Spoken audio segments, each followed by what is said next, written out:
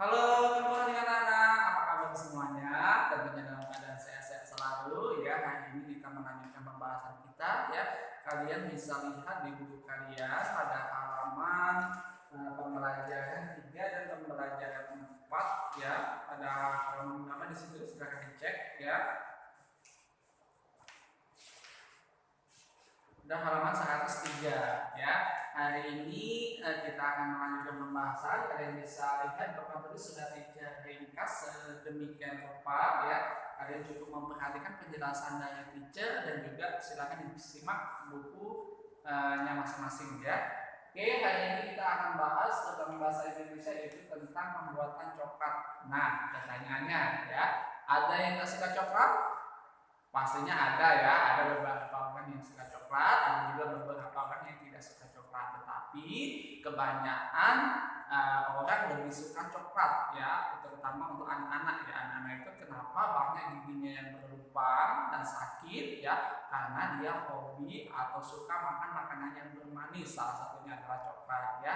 Jadi ketika kita makanan yang bermanis, ketika mau tidur ya, alangkah lebih baiknya kita harus menggosok gigi supaya apa? Untuk menghindari hal-hal sakit gigi ataupun lain sebagainya. Nah, hari ini teacher akan jelaskan sekilas tentang tata cara pembuatan coklat. Nah, tidak afdol kalau semuanya kita suka coklat, hobi coklat, tetapi kita nggak tahu coklat itu asalnya dari apa sih, kemudian cara pembuatannya gimana sih. Nah, hari ini kita akan membahas sekilas tentang pembuatan coklat dan coklat itu berasal dari apa. Nah, kalian bisa lihat di halaman 103, di situ ada yang namanya biji kakao ya. Kalau di dusun, terutama dusun teacher ya, ada batang-batang pohon kakao kayak gini ya bijinya. Biasanya bijinya ini kalau seumpamanya dia sudah berwarna kuning, itu tandanya sudah matang ya. Kalau sudah matang biasanya anak-anak kalau anak kecil biasanya dia hobi untuk makan buah kakao ini. Padahal apa? Padahal rasanya nggak ada ya. Yang bikin coklat itu adalah bijinya ya. Di luar dari bijinya itu ada kayak sejenis buah, tetapi dia tidak bisa lepas dari biji kakao tersebut ya. Jadi kalau kita makan, ibarat kata kayak makanan kayak permen tapi nggak bisa habis-habis. Tapi ya, karena kenapa? Biji kakao itu kalau dimakan nggak enak, karena kenapa? Kondisinya masih mentah, belum siap untuk jadi coklat ya. Kalau belum diproses, biji kakao yang masih alami ini nggak enak dimakan ya. Tapi kalau sudah diproses ya, biji kakao ini bisa menjadi coklat yang digemari oleh masyarakat ya. Di sini ada dua bentuk ya. Kalau bentuk hijau ya, kalau ini sudah hijau tua, itu tandanya hijau tua atau kuning-kuningan, itu tandanya sudah tua ya. Kalau masih hijau muda berarti buah kakao ini belum siap untuk dipanen ya. Jadi ketika kalian nanti ke dusun ataupun ke tempat perkebunan buah kakao, kalian harus memperhatikan, oh kalau ini sudah tua, berarti dia siap untuk dipanen dan dibikin coklat ya. Nah, untuk pembuatan coklat yang pastinya kita panen terlebih dahulu biji kakao ya. Setelah itu tahapan pertama yang harus kita lakukan adalah pembuatan pasta coklat ya, dengan cara biji kakao disangrai terlebih dahulu ya. Proses penyangkaian merupakan proses pemanasan pada suhu sesuai tergantung suhunya biasanya, tapi pada suhu 150 derajat Celcius selama kurun waktu 10 sampai 35 menit ya. Penyangkaian ini bertujuan untuk menghilangkan kadar air dalam biji kakao tersebut. Jadi dilakukan penyangkaian supaya tujuannya kadar air yang ada di biji tersebut hilang ya, sehingga setelah penyangkaian biji kakao mengalami proses penggilingan atau pelumatan untuk memperoleh pasta ya. Setelah pasta itu sudah jadi ya, kalian bisa mencampurkan ya coklat pasta tersebut dengan beraneka ragam rasa, bisa rasa sukrosa atau bisa lemak coklat atau bisa ditambahkan susu ataupun lain-lain sesuai dengan keinginan rasa kalian masing-masing ya. Setelah itu, ya, setelah tercampur rata, adonan coklat kemudian dimasukkan ke dalam pelembutan. Gunanya apa? Supaya coklat itu terasa lembut di lidah, ya. Adonan coklat yang berbentuk cair tersebut kemudian dapat dicetak menjadi bentuk-bentuk sesuai yang diinginkan. Nah, bentuknya apa? Ya, terserah kalian. Kalian mau bentuknya apa? Saat adonan coklat itu cair bisa dibentuk-bentuk, ya, bisa bentuk boneka atau bisa berbentuk persegi panjang, bisa berbentuk love ataupun segitiga dan lain sebagainya. Ya, kemudian selanjutnya dilakukan pendinginan lambat untuk memadatkan coklat. Ya, kalau sudah didinginkan, sudah padat coklatnya, berarti coklat itu siap untuk didistribusikan ke masyarakat. Nah, setelah itu, ya, coklat siap untuk disantap, ya, untuk dimakan. Nah, sudah kita jelaskan sekilas tentang tata cara pembuatan coklat. Nah, nanti kalian bisa baca-baca ulang lagi bagaimana tata pembuatan coklat. Ya, siapa tahu nanti pas waktu penilaian akhir semester ada soal tentang pembuatan coklat, ya. Oke, yang selanjutnya kita akan bahas adalah terjadinya kabut. Nah, kalian pernah lihat kabut tidak? Ya pastinya sudah pernah lihat kabut, ya. Kabut itu kayak seperti awan yang ada di udara. Biasanya kita bisa menyaksikan kabut itu pada siang ataupun pada sore ataupun pada pagi hari. Nah, hari ini akan jelaskan sekilas, ya, proses pembuatan kabut, ya. Udara di sekitar kita itu mengandung air atau yang kita sebut sebagai uap air atau gas, ya. Kemudian uap air yang berada di udara akan mengembun membentuk titik-titik air. Kemudian titik-titik air ini sangat ringan, oleh karena itu bisa melayang-layang di udara, ya. Titik-titik air tersebut kemudian berkumpul menjadi mirip seperti awan, ya. Kumpulan titik-titik air inilah yang kita sebut sebagai kabut, ya. Kalian bisa lihat nanti, ya, di sore hari, ya, matanya nggak sakit, kalian bisa lihat di atas, ya, di langit. Ya, biasanya di situ ada kabut atau titik-titik air atau yang kita lihat seperti mirip air awan, ya. Yang selanjutnya titik-titik air itu kemudian ada yang naik ke atas dan ada juga menjadi awan, ya. Sementara titik-titik air yang berat dia akan jatuh ke bumi dan menempel pada daun atau kaca rumah ataupun benda-benda lain yang ada di permukaan bumi, ya. Biasanya kita bisa saksikan pada pagi hari, ya, banyaknya kabut-kabut yang menempel pada benda-benda, terutama kayak butiran-butiran air yang ada di atas dedaunan, ya, ataupun ada di atap-atap rumah, ya.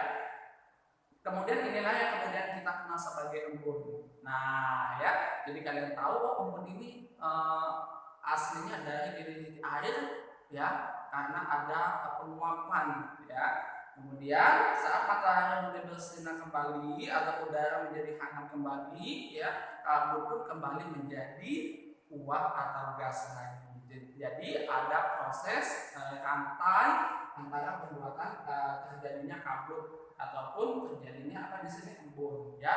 Jadi sama halnya kayak proses daur air, ya, mereka dari dari permukaan bumi kemudian naik ke atas atau ke awan, turun lagi ke permukaan bumi dan seterusnya. Jadi ada siklus rantai naik turun antara kabut dan di sini embun, yang kita sebut dengan embun, ya.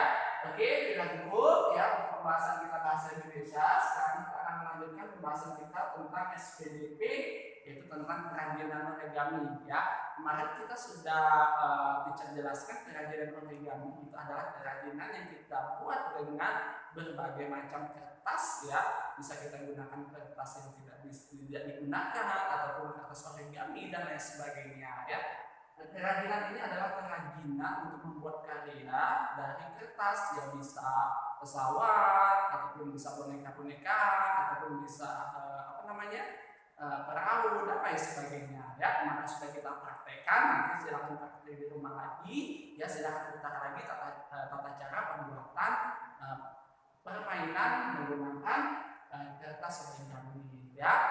Oke, kita lewatkan, tadi sudah dijelaskan. Sekarang kita lanjut ke pembahasan kita, yaitu pembahasan PPKN yaitu tentang sikap bersatu. Nah, ya. Jadi ya ketika kita melakukan suatu kegiatan, ya kemarin sudah teacher bahas, sekarang hanya kita melanjutkan saja ya. Ketika berdiskusi kita dapat menerapkan sikap saling menghargai.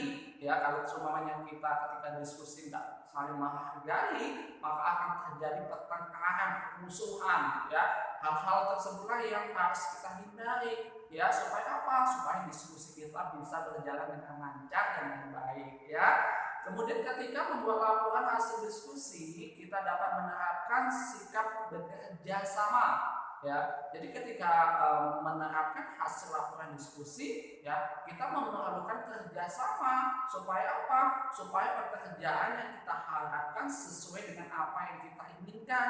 Ya, selain itu juga pekerjaan yang kita jalankan juga tidak terasa berat, ya terasa lebih ringan, dan lain sebagainya. Sangat banyak manfaatnya ketika kita menerapkan sikap bekerja sama antara dengan yang lainnya. Ya, saling menghargai dan bekerja sama dapat menumbuhkan persatuan. Nah, ya, jadi bekerja sama, kemudian saling menghargai itu bisa kita terapkan dalam lingkungan dimanapun dan dengan siapapun. Ya, tidak hanya anak-anak, tidak hanya murid-murid saja melakukan kerjasama. Ya, nggak hanya murid-murid saja melakukan kerjasama di dalam kelas, melakukan kerjasama di rumah dengan orang tuanya, tetapi kita para guru juga melakukan kerjasama baik dengan guru-guru yang lainnya, dengan siswa, dengan penjaga kebersihan ataupun dengan kepala sekolah.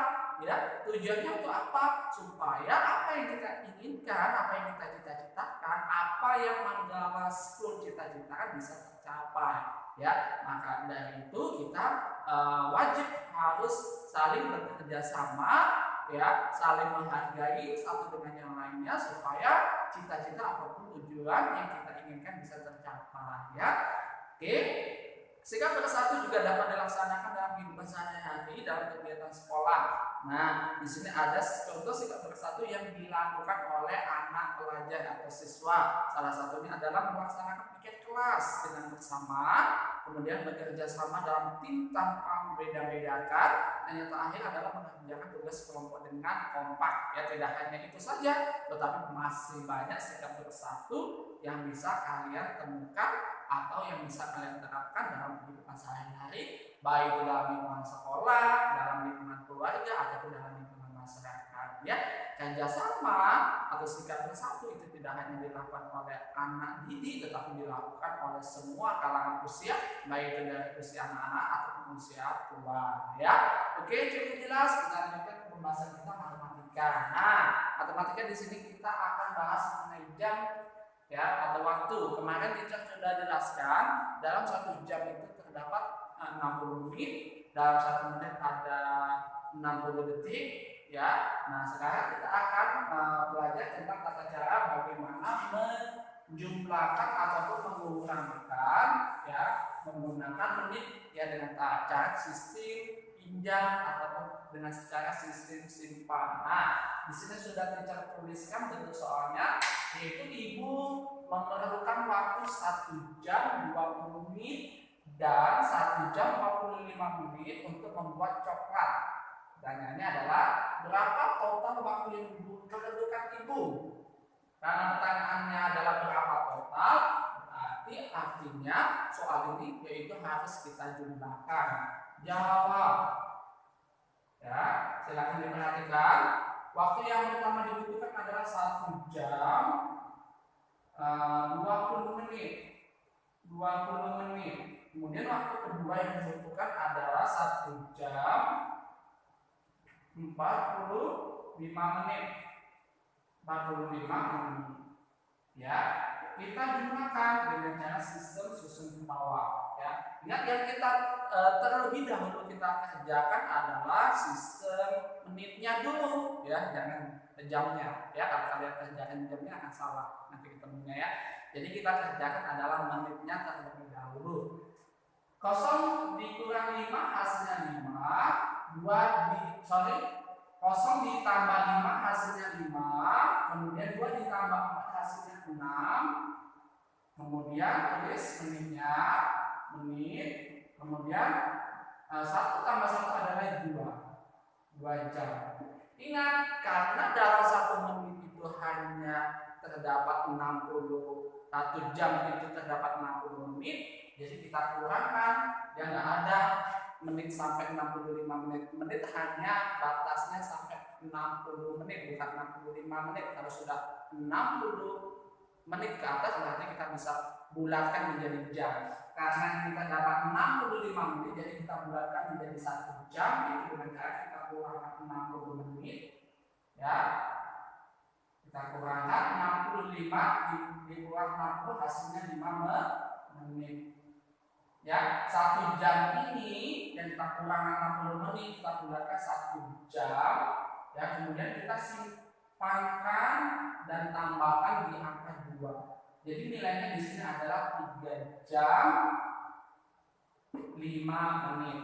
Ingat anak-anak, nanti ketika kalian mengerjakan soal penilaian akhir semester, silakan untuk bagian esai atau uraian kalian bikin caranya sedetail mungkin, kemudian kasih kesimpulannya.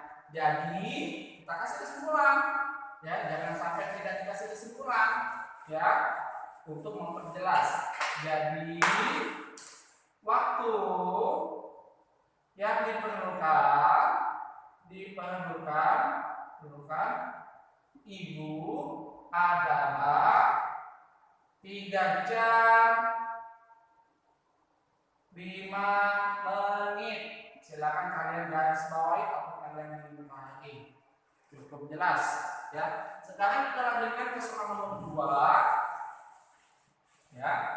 Kalau tadi nomor 1 kita jumlahkan, nomor 2 kita pahami. Lama perjalanan menggunakan bus 6 jam 30 menit, kemudian lama perjalanan menggunakan kereta 4 jam 30 menit.